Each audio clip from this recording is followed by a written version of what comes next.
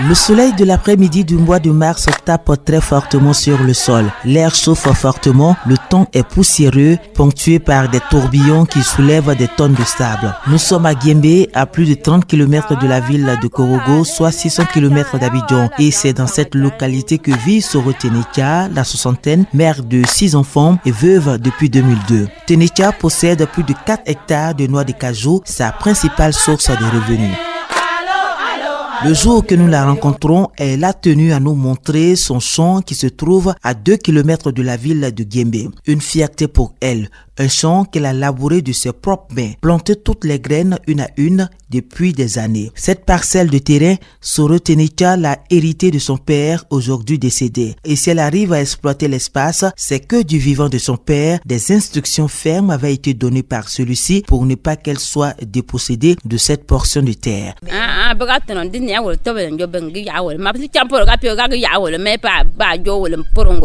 n'a pas eu de difficultés parce que c'est une convention signée avec les grands-parents.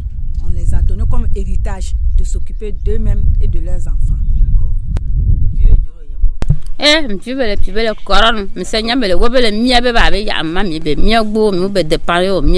Donc comme elle s'occupe du champ, donc tous les parents, ses soeurs, frères, ils sont venus laisser les enfants ici. C'est elle qui s'occupe de tout, leur école, tout.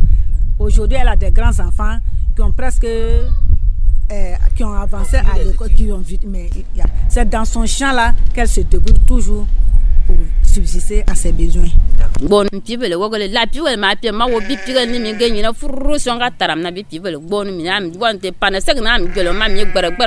Soro Tenetia est chanceuse. En effet, la majorité des femmes en Côte d'Ivoire n'ont pas accès à la terre. Dans plusieurs contrées de la Côte d'Ivoire, principalement au nord, un pays sénufo, il est impossible pour une femme de posséder une portion de terre en son nom. Cela a été le cas de Ouattara Fatima, agricultrice. Elle souligne que la seule possibilité qui s'offre aux femmes est la location. Pour pouvoir se prendre en charge, elle loue une portion de terre soit au chef du canton, soit à la famille. Un arrangement à perte car il faut souvent reverser une partie de la récolte aux propriétaires ou verser annuellement une somme bien définie. Quand j'ai mis en valeur, eux, ils ont trouvé que vraiment j'ai gagné beaucoup. Bon, vraiment, j'ai eu un peu de problème. Après la mort du vieux qui m'avait donné, il y a des gens qui voulaient aller prendre ça. Mais heureusement que j'ai été soutenue et un monsieur qui est venu vite me voir qu'il faut aller renégocier, sinon ils vont t'arracher. Je suis allée, j'ai passé par ce monsieur, ce bon monsieur, qui allait encore renégocier le coin pour me donner. Maintenant, comme ils sont venus pour la réanimation du barrage là, donc ils ont pris le coin. Après ça, je ne sais pas si je vais avoir une petite portion.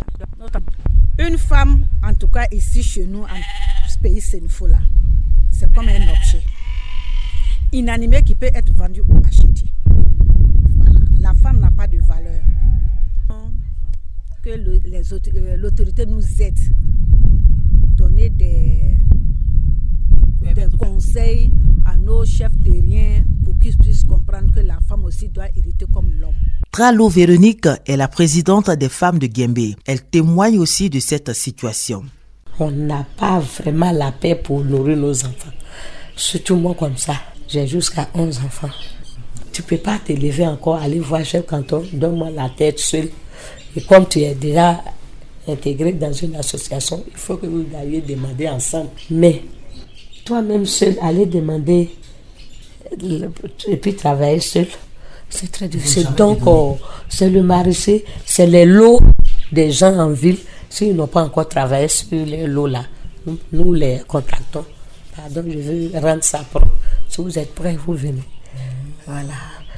Mais nous sommes des femmes battantes. Toujours nous, on en cherche. Certaines femmes se sont vues refuser l'accès à la terre tout simplement parce qu'elles sont des femmes. Les propriétaires terriens, les chefs de village ou des cantons se cachent derrière des pesanteurs socio-culturels pour imposer leurs lois. En pays sénifo, il est formellement interdit à une femme d'hériter d'une parcelle de terre, martèle Koulibaly Nibé Bakari, chef de canton de Tiro, village situé à 12 km de Korogo, et il gouverne à lui seul 36 villages.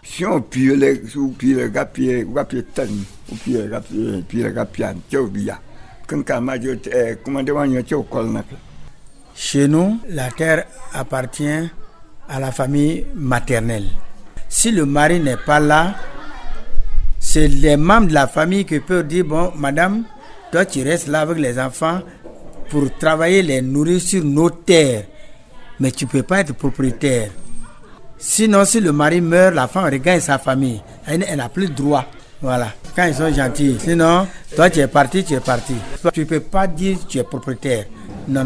C'est un autre membre de la famille, un neveu, qui viendra hériter, qui a droit à libérer cette terre à quelqu'un. À Thioro, toutes les femmes savent déjà qu'elles ne peuvent pas être héritières des terres. Les femmes, voilà, elles savent qu'elles ne peuvent pas le faire, donc elles ne peuvent même pas discuter là-dessus. Selon le chef Nibé, la terre est sacrée. Certains rituels y sont liés et les femmes ne peuvent pas les faire. Nous voulons garder nos mœurs, nos coutumes. Selon la coutume, les terres sont adorées. Toutes les terres sont adorées et c'est la famille maternelle qui adore. Donc, même si tu es femme, du côté maternel, tu ne peux pas adorer un fétiche. Donc, pour cela, la femme ne peut pas hériter de la terre parce qu'elle est femme. Même si elle est nièce, elle ne peut pas hériter. Non, ce qui ne t'appartient pas, tu vas mourir. Puisque c'est toi qui allais, tu es femme, tu ne peux pas aller égorger un poulet sur la terre pour dire si c'est pour moi. Mais si tu insistes à le faire, ça veut dire que tu es prêt à aller égorger poulet. Si tu le fais, tu vas mourir. Ce difficile accès des femmes au foncier influence négativement leurs conditions socio-économiques et accroît leur vulnérabilité. Malgré cela, certains hommes ne sont pas prêts à faire des concessions. Jamais. On est né, on a trouvé, c'est pas nous qui vont venir gâter. En tant qu'homme, je soutiens aussi, et c'est ce que nous, ici, on a vécu pour ça. Ce que nous a dit. C'est vrai, dans la maison, dans le foyer, la femme, aucune partie qu'elle commande. La femme regarde son fils, l'enfant que la femme en fait dans la cour. Quand il va devenir quelqu'un demain, c'est celle-là, c'est l'enfant-là qui va récompenser la femme. Sinon, dans le foyer, l'enfant qu'il a mis au monde, ça lui on donne. Parce que quand tu le laisses là, il va prendre ça encore, aller donner encore à sa famille. Il va avoir des choses et maintenant vous perdez. Donc, mais l'enfant reste, la femme peut partir un jour, mais l'enfant reste toujours à côté de ses parents. Conscient de ce problème, plusieurs organisations mènent le combat auprès de ces femmes et c'est le cas de l'ONG ARK, l'animation rurale de Korogo, dont la mission est d'œuvrer pour le développement des humains. Soro Roger, directeur de l'ARK, souligne que son organisation a reçu plusieurs plaintes de femmes qui ont été dépossédées de leur portion de terre. L'organisation travaille actuellement sur la question. Dans certaines localités, c'est encore difficile parce que la tradition est très très forte là.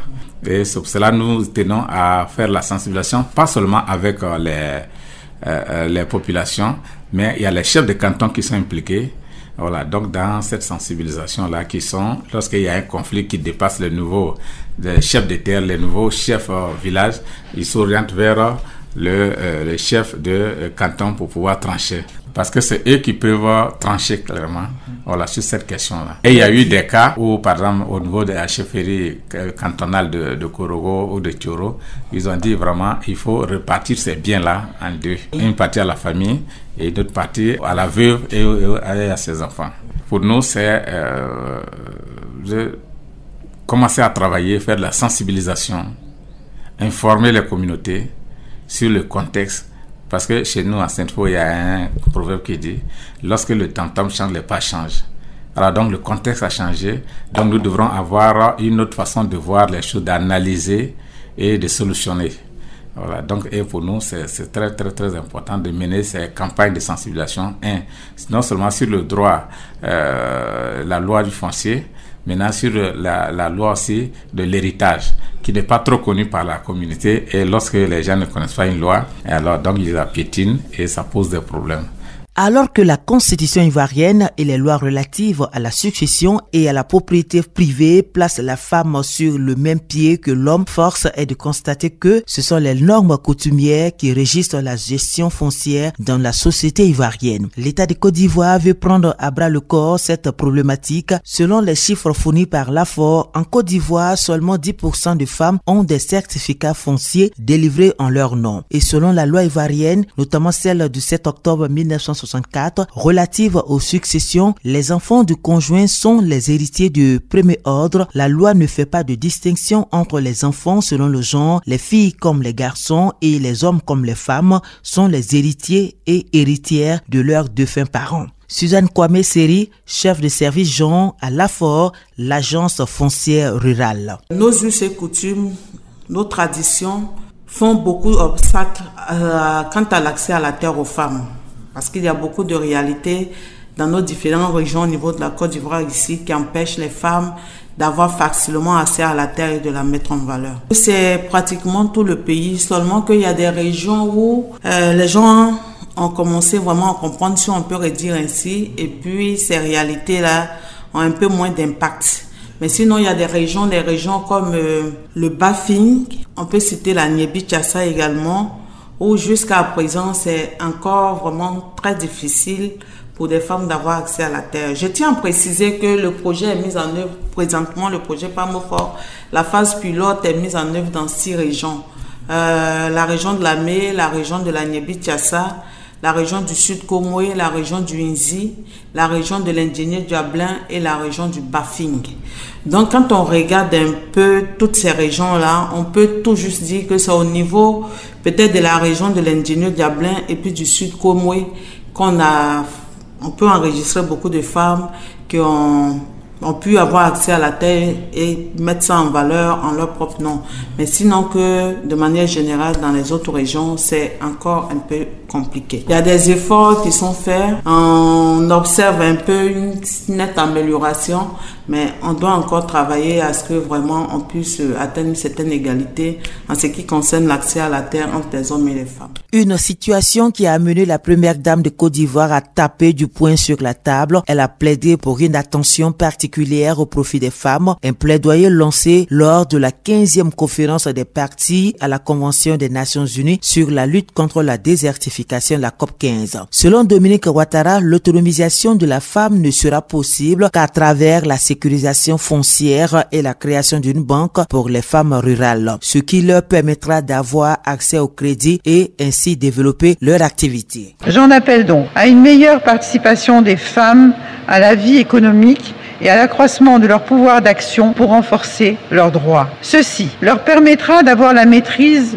de leur vie et d'exercer une influence au sein de la collectivité. Nos attentes sont importantes parce que nous devons coûte que coûte gagner ensemble le pari de l'autonomisation des femmes agricultrices à travers diverses mesures dont la sécurisation foncière et la création d'une femme pour les banques rurales. En attendant que l'horizon s'éclaircisse, les femmes ivoiriennes, particulièrement celles du nord de la Côte d'Ivoire, continuent de lutter, braver les interdits, quémander des portions de terre juste pour ne pas mourir de faim. Et c'est la fin de ce grand reportage consacré au difficile combat des femmes pour une portion de terre. Présentation et réalisation sur Osita. Merci de l'avoir suivi et à la semaine prochaine pour un autre numéro. Ya wala kalkula ne minga cha ya wala chambanga chai minga cha ya wala chambanga chai ya wala kata ne minga cha ya wala chambanga chai ya wala kata ne